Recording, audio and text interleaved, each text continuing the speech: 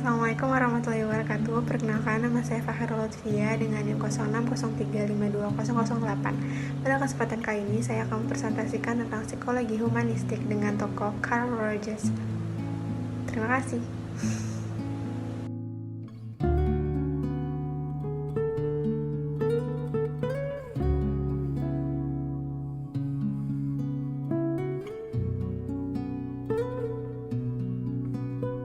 Carl Ransom Rogers lahir pada tanggal 8 Januari 1902 di Oak Park, Illinois, Chicago.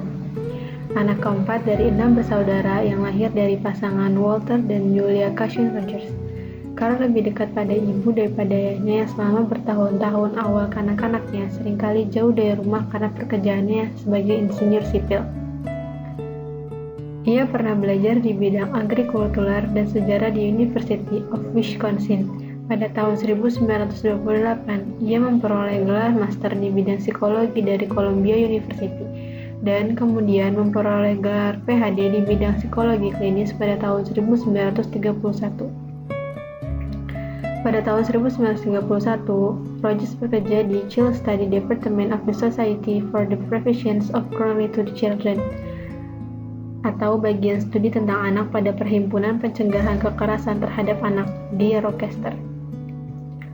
Pada tahun 1939, ia menerbitkan satu tulisan berjudul The Clinical Treatment of the Problem Child yang membuatnya mendapatkan tawaran sebagai profesor pada Fakultas Psikologi di Ohio State University.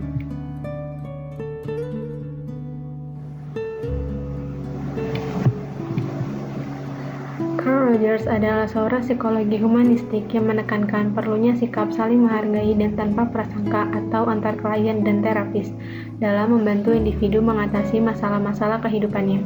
Rogers meyakini bahwa klien sebenarnya memiliki jawaban atas permasalahan yang dihadapinya dan tugas terapis hanya membimbing klien menemukan jawaban yang benar.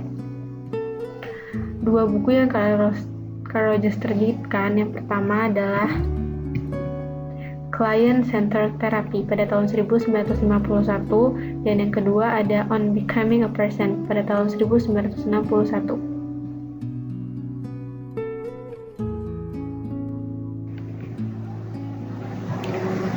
Diri dan aktualisasi diri. Yang pertama ada struktur kepribadian. Sejak awal Rogers mengamati bagaimana kepribadian berubah dan berkembang, dan ada 3 konstruk yang menjadi dasar penting dalam teorinya. Yang pertama, organisme, kedua, medan fenomena, dan yang ketiga adalah self. Yang kedua ada aktualisasi diri. Menurut Rogers, motivasi orang yang sehat adalah aktualisasi diri. Jadi, manusia yang sadar dan rasional tidak lagi dikontrol oleh peristiwa kanak-kanak seperti yang diajukan oleh aliran Freudian.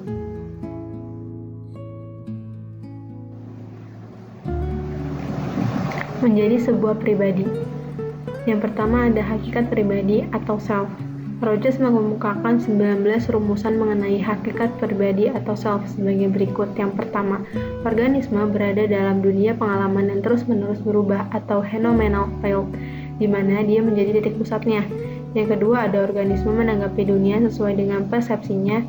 Ada juga organisme mempunyai kecenderungan pokok, yaitu keinginan untuk mengaktualisasikan atau memelihara dan meningkatkan diri atau self-actualization, dan yang lain-lainnya.